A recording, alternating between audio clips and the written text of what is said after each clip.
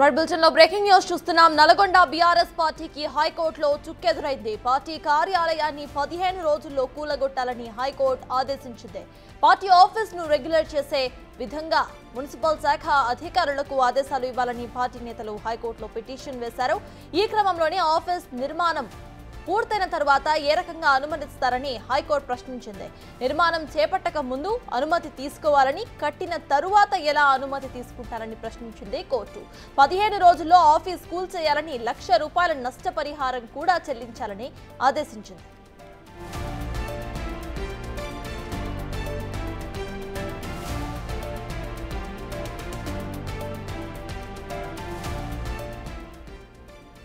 Nalgonda BRS party office కు హైకోర్టులో చుక్కెదురైంది. Party కార్యాలయాన్ని 15 రోజుల్లో కూల్చేయాలని హైకోర్టు ఆదేశించింది. పార్టీ ఆఫీస్ ను రెగ్యులర్ చేసే విధంగా మున్సిపల్ శాఖ అధికారులకు ఆదేశాలు ఇవ్వాలని పార్టీ నేతలు హైకోర్టులో పిటిషన్ వేశారు. ఈ క్రమంలోనే ఆఫీస్ నిర్మాణం పూర్తయిన తరువాత ఏ రకంగా అనుమతిస్తారని హైకోర్టు ప్రశ్నించింది. నిర్మాణం చేపట్టక ముందు అనుమతి తీసుకోవాలని, కట్టిన తరువాత ఎలా అనుమతి తీసుకుంటారని ప్రశ్నించింది కోర్టు. 15 రోజుల్లో ఆఫీస్ ను కూల్చివేయాలని, ₹1,00,000 నష్టపరిహారం కూడా చెల్లించాలని ఆదేశించింది.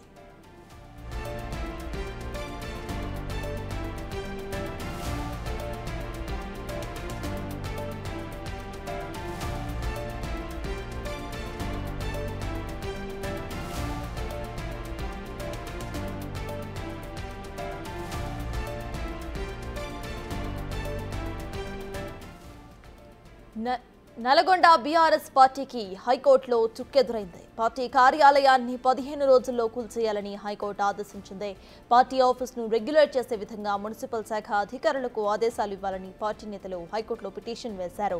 అయితే ఈ క్రమంలో ఆఫీస్ నిర్మాణం పూర్తయిన తరువాత ఏ రకంగా అనుమతిస్తారని హైకోర్టు ప్రశ్నించింది. నిర్మాణం చేపట్టక ముందు అనుమతులు తీసుకోవాలని, కట్టిన తరువాత ఎలా అనుమతులు తీసుకుంటారని ప్రశ్నించింది హైకోర్టు. 15 రోజుల్లో ఆఫీస్ ను కూల్చివేయాలని, ₹1,00,000 నష్టపరిహారం చెల్లించాలని ఆదేశించింది.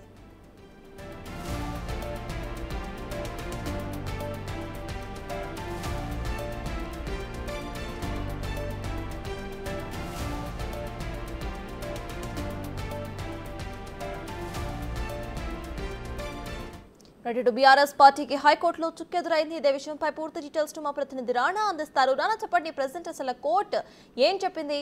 అక్కడ పిటిషన్ దేనికి సంబంధించి వేశారు? అప్డేట్స్ ఏంటి? నల్గొండ హైదరాబాద్ రోడ్లో మెయిన్ రోడ్డు పక్కన ఉన్నటువంటి 2 ఎకరాల భూమి, 2 ఎకరాల పైచులకు ఉంటుంది. దాదాపు ఇప్పుడు బహిరంగ మార్కెట్ విలువ ₹100 కోట్ల వరకు ఉంటుంది. అంత కాస్ట్లీ అయినటువంటి ల్యాండ్లో బీఆర్ఎస్ పార్టీ కార్యాలయాన్ని నిర్మించుకున్నది. దీనిపైనే అనేక రకాలుగా కూడా ఫిర్యాదులు కూడా గతంలో కాంగ్రెస్ పార్టీకి సంబంధించిన వారు కానీ, బీజేపీకి సంబంధించిన వారు కానీ గతంలో కూడా ఫిర్యాదులు చేశారు. కానీ దాన్ని ఎవరు పట్టించుకోలేదు. కాకపోతే ఆల్రెడీ నిర్మాణం చేశారు. దాంట్లో దాదాపు 4-5 సంవత్సరాల నుంచి కూడా పార్టీ కార్యక్రమాలు కూడా పెద్ద ఎత్తున కూడా నిర్వహించినటువంటి నేపథ్యం అయితే కనపడుతుంది. అయితే ఈ మధ్యకాలంలో ఈ పార్టీ కార్యాలయాన్ని రెగ్యులర్ చేసే విధంగా కూడా ఉత్తర్వులు జారీ చేయాలంటూ, పైగా మున్సిపల్ శాఖ అధికారులు మమ్మల్ని అడ్డుకుంటున్నారు, వాళ్ళకి రెగ్యులర్ చేయాలని కూడా కోరాలంటూ కూడా హైకోర్టుని ఆశ్రయించారు పిటిషనర్. దీనిపైన విచారించినటువంటి హైకోర్టు చాలా స్పష్టంగా ఇవాళ ఆదేశాలు ఇచ్చింది. ఆల్రెడీ మీరు కట్టేశారు, 5 సంవత్సరాల నుంచి కూడా మీరు పార్టీ కార్యక్రమాలన్నీ కూడా చేస్తున్నారు. ఇప్పుడు దాన్ని మీరు రెగ్యులర్ చేయమనడం అనేది దాంట్లో తప్పు, చాలా వరకు తప్పు చేస్తున్నారు మీరు. ఇది ఖచ్చితంగా కూడా కూల్చివేయాల్సిందే అనేది కూడా నిర్ణయించడం జరిగింది. దాంతోపాటు 15 రోజుల్లో ఆ పార్టీ బిల్డింగ్ని పూర్తిగా కూల్చేయాలని కూడా ఇవాళ హైకోర్టు ఆదేశాలు ఇచ్చినటువంటి నేపథ్యం అయితే కనపడుతుంది. అయితే వాదనలో చాలా వరకు కీలక అంశాలని కూడా ప్రస్తావనకు తెచ్చారు. ఎందుకంటే ఒక పార్టీకి సంబంధించిన విషయంలో ప్రతి ఒక్క జిల్లాలో కూడా పార్టీ కార్యక్రమాన్ని ఏర్పాటు చేసుకుంటారు. అయితే అది ఎందుకు వివాదం చేస్తున్నారో మాకు తెలియదు. అప్పుడున్నటువంటి గవర్నమెంట్లో అన్ని రకాల పర్మిషన్స్ కూడా మేము తీసుకున్న తర్వాతే మేము కట్టామనేసి కూడా పిటిషనర్ దారి చెప్పినప్పటికీ, అయితే కౌంటర్ పిటిషన్ దాని విషయం మొత్తం మాత్రం అక్కడ వాదనలు జరిగేటప్పుడు మరొక అంశాన్ని తీసుకొచ్చారు. ఎక్కడ మున్సిపల్కి సంబంధించిన వారి దగ్గర నుంచి వీళ్ళు పర్మిషన్ తీసుకోలేదు. పర్మిషన్ తీసుకోకపోవడమే కాకుండా అక్రమంగా పెద్ద ఎత్తున కూడా వీళ్ళు ప్రభుత్వ స్థలాన్ని కాకుండా పక్కన ఉన్నటువంటి స్థలాన్ని కూడా వీళ్ళు ఏర్పాటు చేసుకుని ఈ రకమైనటువంటి పార్టీ కార్యక్రమాలను కూడా ఏర్పాటు చేశారు. ఇది ఖచ్చితంగా అక్రమమే.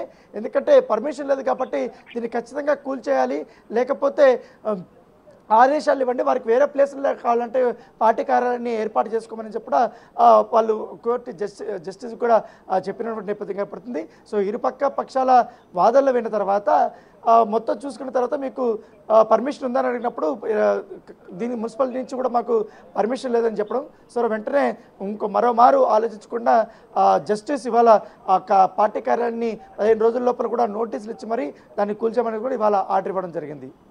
Right, thank you Rana. Right, ఇక ఇటు నల్గొండ బీఆర్ఎస్ పార్టీకి హైకోర్టులో చుక్కెదురైంది. పార్టీ కార్యాలయాన్ని 15 రోజుల్లో కూర్చివేయాలని అటు హైకోర్టు అయితే ఆదేశం జారీ చేసింది. ఇదే విషయంపై పూర్తి డీటెయిల్స్ ను డీటెయిల్ గా మా ఇన్పుట్ ఎడిటర్ పవన్ అందించడానికి సిద్ధంగా ఉన్నారు. పవన్, చెప్పండి, ఇటు 15 రోజుల టైం లైన్ ఇచ్చింది. ఈ 15 రోజుల్లో మొత్తం కార్యాలయాన్ని కూల్చివేసేయాలి. అట్ ద సేమ్ టైం ₹1,00,000 జరిమానా కూడా విధించింది కోర్టు. దీన్ని ఎలా చూడాలంటారు?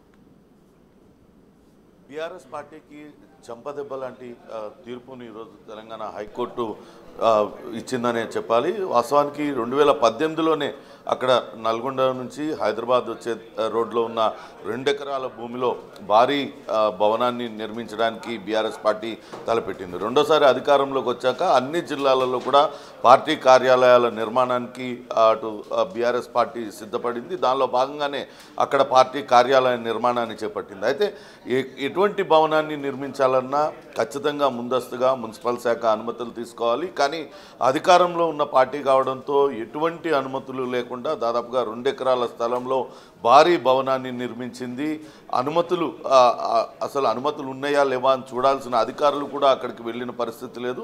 అప్పటి నుంచి కూడా దాదాపుగా 4 ఏళ్ల పాటు నిర్మాణం కొనసాగింది. నిర్మాణం పూర్తయిన తర్వాత పార్టీ కార్యకలాపాలను నిర్వహించడానికి అది పార్టీ కార్యాలయంగా వినియోగించుకోవడానికి నిర్ణయించుకున్నారు. అది ఆ 2 ఎకరాల భూమిని లీజుకు తీసుకున్నది కూడా 99 ఏళ్ల పాటు పార్టీ లీజుకు తీసుకుంది. అది సంవత్సరానికి గజానికి ₹100 చొప్పున లీజుకు తీసుకుంది. అంటే అధికారం చేతిలో ఉంది కదా అని ఎలా పడితే అలా భూములు తీసుకోవడం, అలానే నిర్మాణాలు చేపట్టడం, ఇవన్నీ కూడా గత ప్రభుత్వ హయాంలో బీఆర్ఎస్ పార్టీ చేసింది. అయితే ఇటీవల అటు మంత్రి కోమటిరెడ్డి వెంకటరెడ్డి ఆ కార్యాలయానికి అనుమతులు లేవు కాబట్టి ఖచ్చితంగా చర్యలు తీసుకోవాలంటూ అధికారులను ఆదేశించారు. దాంతో హుటాహుట్టిన అటు బీఆర్ఎస్ పార్టీ నేతలు కోర్టును ఆశ్రయించారు. ఇప్పటికే కట్టేసిన భవనానికి రెగ్యులరైజ్ చేయాలంటూ కోర్టును ఆశ్రయించారు. కానీ కోర్టు తీవ్ర స్థాయిలో స్పందించింది. ముందుగా ఏదైనా నిర్మాణం చేపట్టేటప్పుడు ముందుగా అనుమతులు తీసుకోవాలి, కానీ నిర్మాణం పూర్తయిపోయిన తర్వాత రెగ్యులరైజ్ చేసుకోవడం ఏంటంటూ ఆగ్రహం వ్యక్తం చేసింది. అంతేకాకుండా ఇష్టారాజ్యంగా వ్యవహరిస్తూ ఇప్పుడు అనుమతులు కోరతారా అంటూ కూడా హైకోర్టు అటు తీవ్రంగా స్పందించింది. ఇలా కట్టిన బిల్డింగ్ వెంటనే కూల్చివేయాలి, 15 రోజుల్లోగా కూల్చివేయాలి.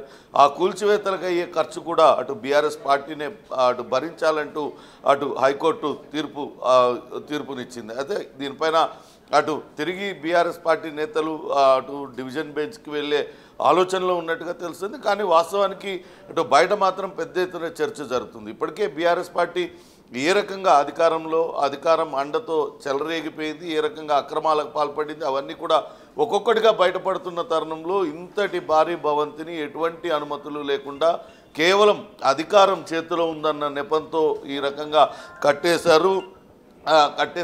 చిన్న చిన్న ఇల్లు నిర్మించుకోవాలన్నా, చిన్నపాటి భవనాలు కట్టాలన్నా కానీ అనుమతుల పేరుతో తీవ్రంగా అటు అధికారులు ఒత్తిడి తీసుకొచ్చేవాళ్ళు, టౌన్ ప్లానింగ్ అధికారులు కావచ్చు, ఇతర అధికారులందరూ కూడా సామాన్యులు ఏదైనా నిర్మాణాన్ని చేపడితే రకరకాల పర్మిషన్ల పేరుతో ఇబ్బంది పెడతారు. కానీ ఇంత భారీ భవనాన్ని కట్టినప్పుడు అక్కడ అధికారులు మాత్రం ఎందుకు చర్యలు తీసుకోలేదనే దానిపైన కూడా చర్చ జరుగుతుంది. ఇటీవల మంత్రి కోమటిరెడ్డి గతంలో తీవ్ర ఆగ్రహం వ్యక్తం చేశారు.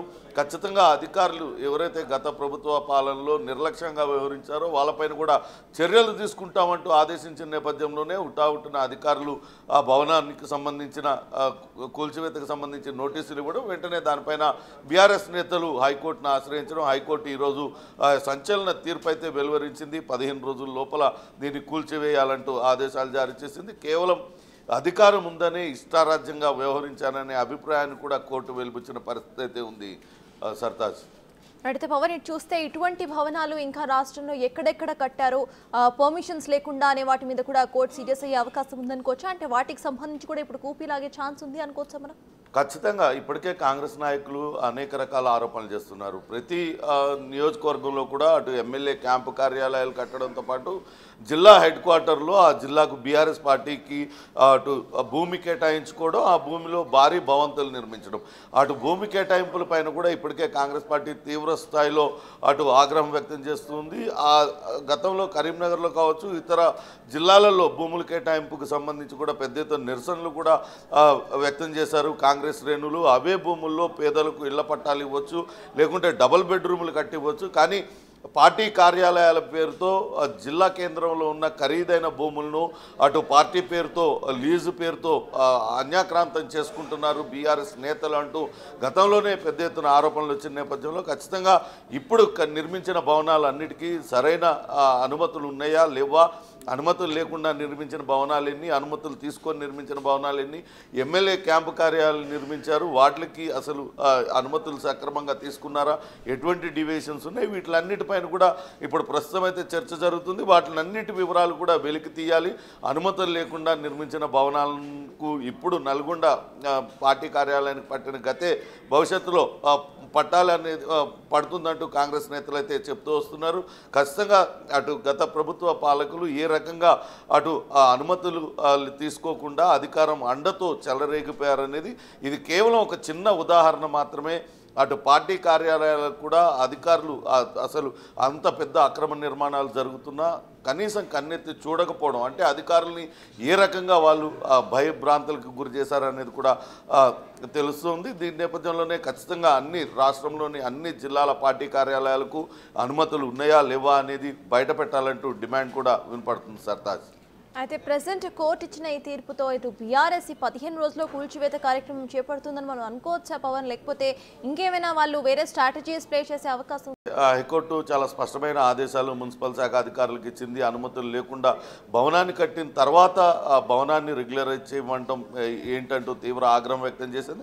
అంత భారీ భవనాన్ని కట్టే వరకు అధికారులు ఏం చేస్తున్నారనే ప్రశ్నను కూడా హైకోర్టు రేజ్ చేసింది. ఖచ్చితంగా అటు ప్రభుత్వ శాఖకు, మున్సిపల్ శాఖకు చాలా స్పష్టమైన ఆదేశాలు ఇచ్చింది. 15 రోజుల లోపల భవనాన్ని కూల్చివేయాలి. ఆ కూల్చివేతకు అయ్యే ఖర్చు కూడా అటు బీఆర్ఎస్ పార్టీ నుంచే తీసుకోవాలి. ₹1,00,000 జరిమానా కూడా విధించేది. ఈ నేపథ్యంలో అధికారులు అయితే వెంటనే కోర్టు ఆదేశాలను అమలు చేయడానికి అయితే ప్రయత్నిస్తారు. కానీ అటు బీఆర్ఎస్ నేతలు కూడా దీనిపైన డివిజన్ బెంచ్ని ఆశ్రయించాలన్న ఆలోచనలో ఉన్నట్టుగా తెలుస్తుంది. ఎందుకంటే కోట్ల రూపాయలతో భవనం నిర్మాణం జరిగింది కాబట్టి ఖచ్చితంగా జరిగింది పొరపాటే. తాము అనుమతులు మంజూరు చేయాలి, దాన్ని భవనాన్ని రెగ్యులరైజ్ చేసేలా ఆదేశాలు ఇవ్వాలి మున్సిపల్ శాఖ. కానీ తిరిగి మరోసారి రివిజన్ పిటిషన్ దాఖలు చేసే ద్విసభ్య బెంచ్లో మరోసారి విచారణ చేయాలంటూ కోరే అవకాశం అయితే కనపడుతుంది. సర్తాజ్, పవన్, ఇటు మున్సిపల్ శాఖ నుండి పర్మిషన్స్ లేకుండానే ఈ భవనం నిర్మించారు. అయితే మున్సిపల్ శాఖలో ఎవరైతే ఆఫీసర్స్ ఉన్నారో వాళ్ళ మీద కూడా ఎటువంటి చర్యలు తీసుకునే అవకాశం ఉందనుకోవచ్చా ఈ కేసు వచ్చిన తర్వాత? ఖచ్చితంగా ఇప్పటికే మంత్రి కోమటిరెడ్డి తీవ్ర ఆగ్రహం వ్యక్తం చేశారు. అంత భారీ భవంతి 2018 నుంచి ఇటీవల కాలం నిర్మాణం పూర్తయి 4 నెలలు కావస్తుంది. దాదాపుగా 4 సంవత్సరాల పాటు అంత భారీ భవనం నిర్మాణం జరుగుతున్నా ఒక్క అధికారి కూడా అక్కడికి వెళ్ళి అనుమతులు ఉన్నాయా లేవా, అనుమతులు అసలు ఎందుకు తీసుకోలేదని ప్రశ్నించిన పాపాన పోలేదు. కాబట్టి అధికారుల నిర్లక్ష్యం కూడా చాలా స్పష్టంగా కనపడుతుంది. అయితే అధికార పార్టీలో ఉన్న నేతలు కావడం, అధికారంలో ఉన్న పార్టీ కావడం, అది అధికారులు వెళ్ళి అక్కడ వాళ్ళని అడిగే అంత ధైర్యం చేయలేదు. కేవలం తమ చేతిలో అధికారం ఉంది కదా అని ఇష్టారాజ్యంగా అటు బీఆర్ఎస్ నేతలు కావచ్చు, బీఆర్ఎస్ మంత్రులు, అక్కడ స్థానిక ఎమ్మెల్యే అక్కడ ఉన్నారు, మంత్రిగా గుంటగండ్ల జగదీష్ రెడ్డి, ఆయన సూర్యాపేట శాసనసభ్యుడు, ఆయన మంత్రిగా ఉన్నారు. ఇష్టారాజ్యంగా హవా చలాయించి అధికారులని భయభ్రాంతులకు గురి చేసి కనీసం ఎవరు కూడా ఎవరికి జవాబుదారీ కాము మేము అన్నట్లుగా బీఆర్ఎస్ నేతలు వ్యవహరించారనేదే ఇప్పుడు కాంగ్రెస్ నేతలందరూ కూడా చెప్తున్న మాట. ఖచ్చితంగా ఇప్పుడు హైకోర్టు ఇచ్చిన తీర్పు బీఆర్ఎస్ నేతలకు చెంపపెట్టు లాంటిది. ఖచ్చితంగా హైకోర్టు తీర్పును గౌరవించి అటు అధికారులు 15 రోజులుగా వాటిని కూలగొట్టాలి. అట్లనే నిర్లక్ష్యంగా వ్యవహరించిన అధికారులు కనీసం ఒక నోటీస్ అన్నా జారీ చేసి ఉంటే ఆ నోటీస్కి బీఆర్ఎస్ పార్టీ ఏ రకంగా సమాధానం చెప్పేదో, కానీ నోటీసులు కూడా ఎక్కడా కూడా జారీ చేయలేదు. ఆ నిర్మాణం చేస్తూ ఉంటే కళ్ళప్పగిచ్చి చూస్తూ ఉన్నారు. కాబట్టి ఖచ్చితంగా అటువంటి అధికారులపైన కూడా చర్యలు తీసుకోవాలనే డిమాండ్ కూడా గట్టిగా వినపడుతుంది. Sartaj, right, thank you Pawan.